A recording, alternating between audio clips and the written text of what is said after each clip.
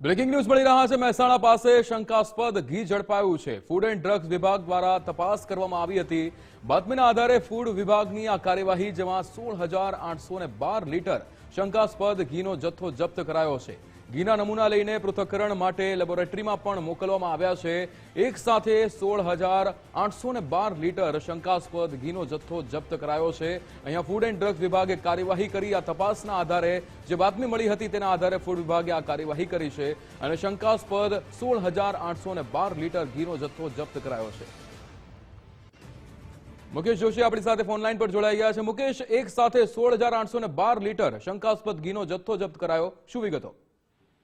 ચોક્કસથી જે મહેસાણા પાસે જે છે ફૂડ વિભાગને બાતમીના આધારે ખાસ તપાસ હાથ ધરી હતી અને બાતમીના આધારે કહી શકાય કે જે એક પ્રાઇવેટ કંપનીથી કંપનીમાં જઈ અને ફૂડ વિભાગે જે છે તપાસ હાથ ધરતા અંદાજે 16,812 લીટર શંકાસ્પદ ઘીનો જથ્થો જે છે ઝડપાયો છે અને તેને સીઝ પણ કરવામાં આવ્યો છે। હાલમાં ફૂડ વિભાગ દ્વારા ઘીના નમૂના લઈ અને પૃથ્થકરણ માટે લેબમાં મોકલવામાં આવ્યો છે। ત્યારે એક બાજુ તહેવારનો સમય છે ત્યારે ઘી જેવો જે પદાર્થ જે છે ખૂબ મોટા પ્રમાણમાં વપરાતો હોય છે ત્યારે આ પ્રકારનું ઘી જે છે શંકાસ્પદ હાલમાં ઝડપાયું છે।